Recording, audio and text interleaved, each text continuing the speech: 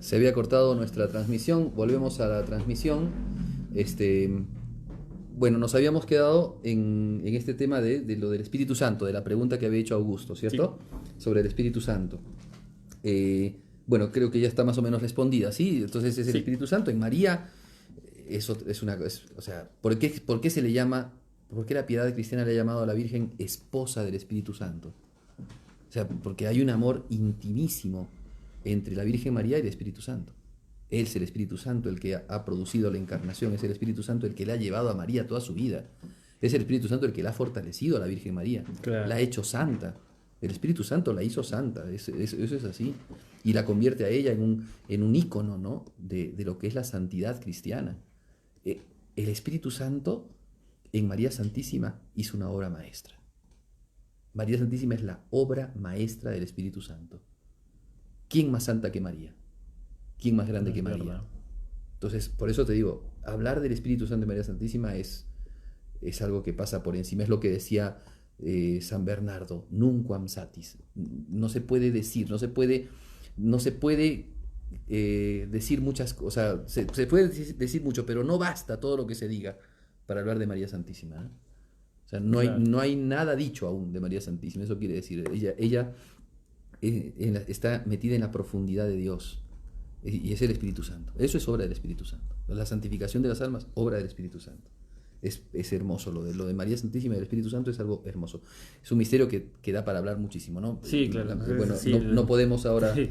decir mucho más, pero sí, bueno, yo cada vez que pienso en esto, o sea, mi mente, o sea, va demasiado lejos, ¿no? O sea, y me quedo chico cuando pienso en estas cosas porque es un misterio demasiado grande como para que podamos así nomás entenderlo y reducirlo, ¿no? La santidad de María Santísima, obra maravillosa, obra estupenda, obra acabadísima del Espíritu Santo. ¿Ya?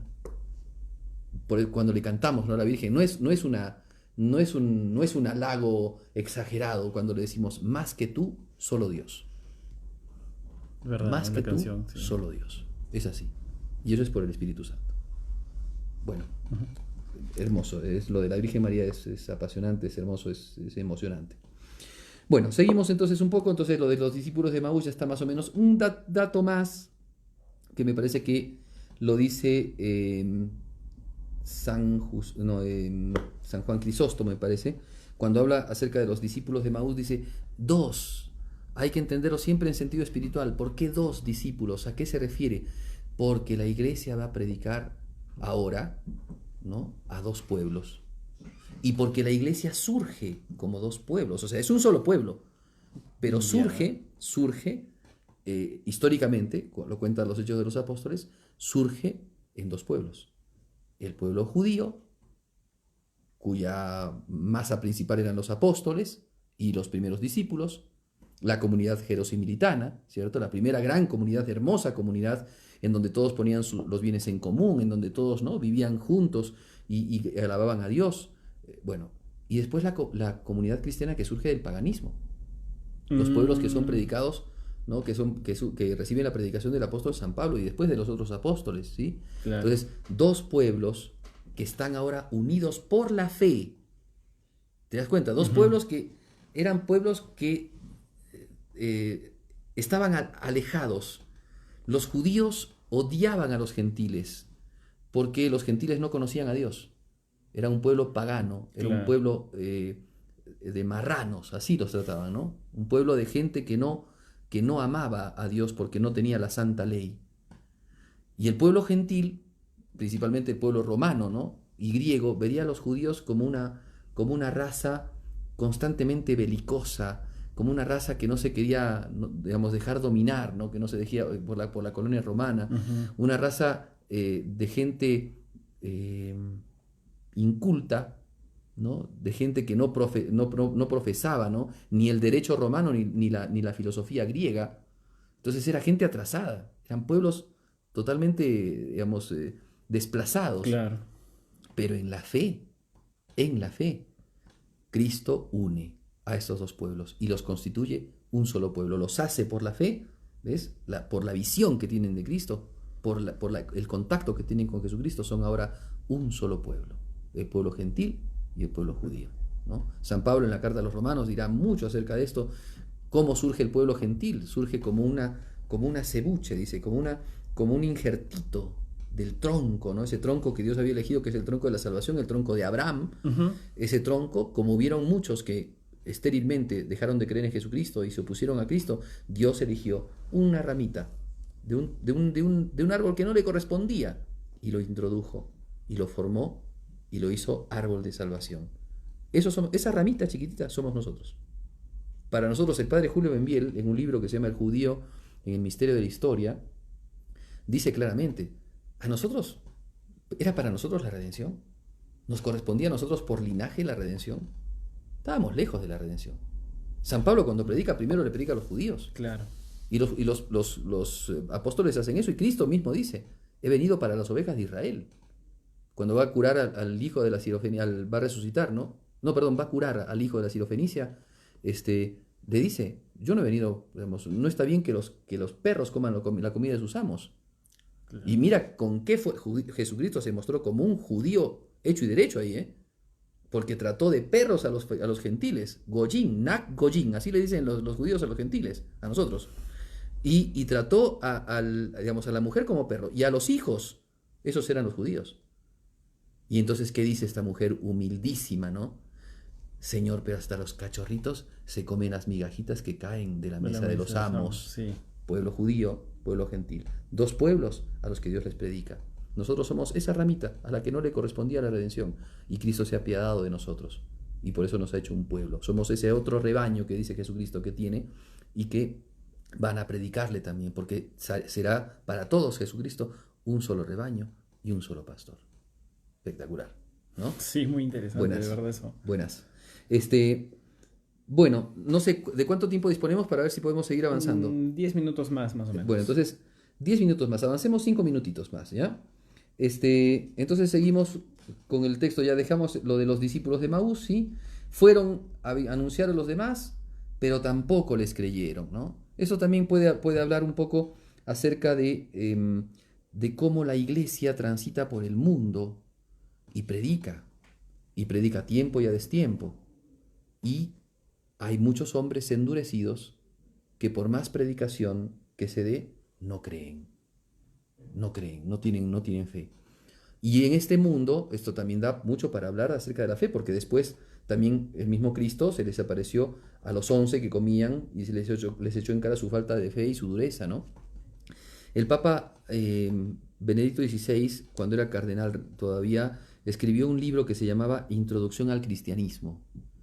En ese libro cuenta una historia para hablar un poco de la predicación actual de la Iglesia y de la credibilidad que tiene la Iglesia hoy día por todas las cosas que han pasado, ¿no? Por toda la historia de la Iglesia, en donde constantemente le han echado en cara a la Iglesia, por ejemplo, las maldades, ¿no? Los delitos de lesa humanidad que ha hecho la Iglesia, claro. Las cruzadas, la Inquisición, inclusive la colonización en América, sí, y tantas cosas, ¿no? Le han hecho pedir perdón al Papa hace poco, ¿no? Francisco. Claro, entonces fíjate, con todas estas cosas, ¿cómo está la credibilidad? Y ahora, inclusive más, con todos estos escándalos que aparecieron, ¿no? Estas informaciones que están constantemente hablando de que han habido casos de sacerdotes, miembros de la Iglesia, que han caído en delitos. Entonces, ¿cómo es la percepción de los que creen, de los que tienen que creer hoy día, ¿no?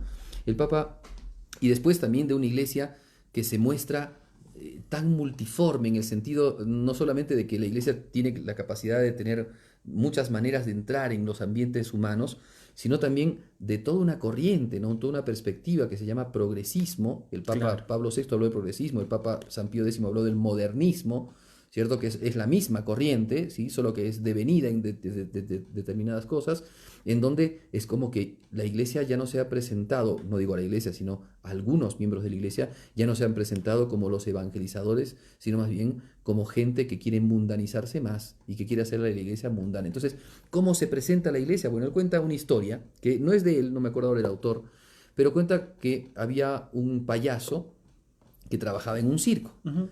Y entonces habían levantado la carpa a las afueras de la ciudad, habían levantado la carpa y ya querían empezar, ¿no? las funciones del circo, y entonces de repente hay un accidente y empieza a incendiarse la carpa, todo a fuego, ¿no? Entonces el payaso, antes de empezar la función, entonces el payaso que ya estaba vestido de payaso, sale corriendo a la ciudad y va gritando, ¿no? Incendio en el circo, incendio, vengan todos a ayudarnos. Y la gente, al verlo al payaso, que iba gritando por la calle con su bola roja, con sus zapatos, con todo su indumentaria de payaso, decían, uy, qué vivo que es este payaso, nos está tomando el pelo para que vayamos al circo y para tener más gente que pueda ir al circo. Claro. Entonces no le creían al payaso.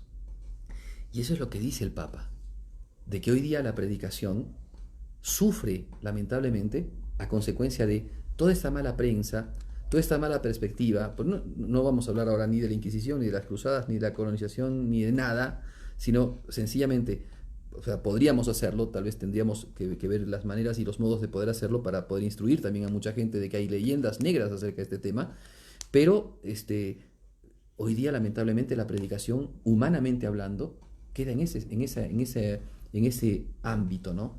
En ese limbo de escuchar y pensar que esto es una payasada, de escuchar el mensaje del Evangelio y pensar que esto es una estrategia para que tú conquistes más adeptos, para ganarte el dinero de los adeptos, para que, digamos, no se predique el Evangelio, sino tú saques tus regalías para convertirte en un mercader de las cosas de Dios, para convertirte en un mercenario de las cosas de Dios.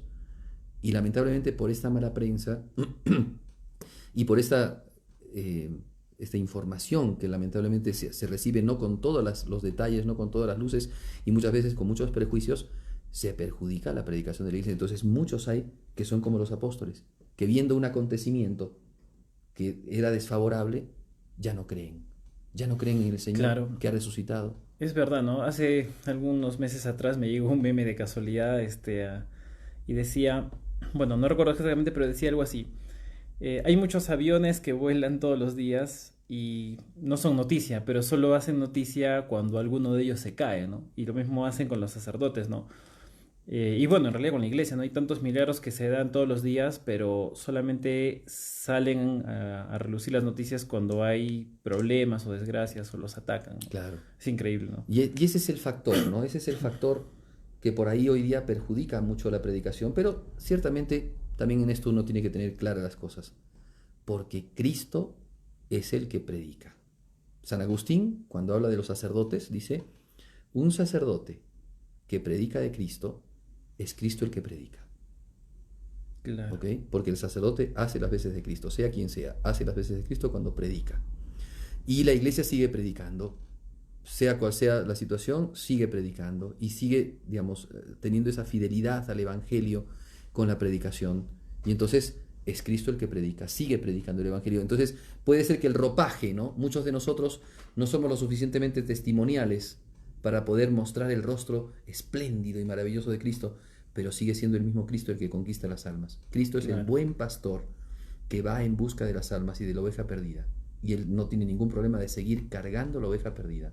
Entonces, por eso nosotros nos tenemos que revestir de mucha alegría, porque inclusive a pesar de nuestros defectos, a pesar de nuestras debilidades, de nuestras miserias, a pesar de todo eso, Cristo sigue siendo el pastor que guía las almas, que conquista las almas, porque Él las ama, ¿no? Es el buen pastor que ama a los suyos, los conoce, los llama por su nombre, y ellos lo reconocen.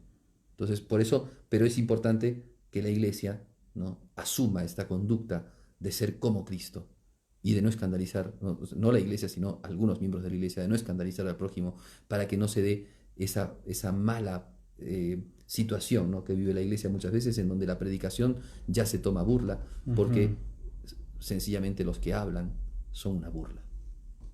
Y eso es lo que el Papa Benedicto XVI decía en este libro. Claro. ¿No? Entonces, por eso, bueno, creo que hasta ahí nos podemos quedar, ¿sí? Sí, ya estamos en tiempo, ¿sí? Bueno, nos queda, lamentablemente no he podido dar, lo tenía aquí, lo de la inspiración, lo dejamos para la siguiente por el tema del recorte de tiempo, hemos tenido problemas con eso, y de haber empezado un poquito tarde. Entonces la próxima vamos a hablar un poquito acerca de la inspiración, de lo que estábamos viendo en los primeros minutos de nuestras lecciones divinas. Recuerden entonces, amigos, a partir de esto, hacer las otras partes de la lección. No hay que olvidarse de esto, ¿no? Esto no es una charlita. Recuerden ustedes que esto no es una charlita bíblica. Esto es una manera de rezar. Entonces, después de esta parte de la oración, que es justamente el hablar de la palabra de Dios, ahora tenemos que aplicarla para nuestra vida. ¿Qué me dice a mí? ¿Qué te dice a ti la palabra de Dios? Y después, ¿qué le dices tú a esa palabra de Dios? Y después, goza la palabra de Dios, que entre en tu corazón y que habite en tu corazón como así, como nuestro Señor Jesucristo habitó en esta tierra, que habite en tu corazón esa palabra de Dios, para que tú puedas también ser testigo de Jesucristo en este mundo. Termino entonces, les voy a dar la bendición a todos y que tengan un lindo fin de semana, que mañana el día de la Ascensión, que entonces festejemos con todo nuestro corazón y alegría a Cristo que sube a los cielos y que está sentado a la derecha del Padre para interceder por nosotros. El Señor esté con ustedes. Y con tu espíritu. Les bendiga, Señor Dios Todopoderoso, en el nombre del Padre, y del Hijo y del Espíritu Santo. Amén. Gracias, Adán, por acompañarnos. Que José Dios te bendiga Padre, mucho. por su charla. Buenísimo. Cuídense todos. Chao, hasta luego. Buenas noches.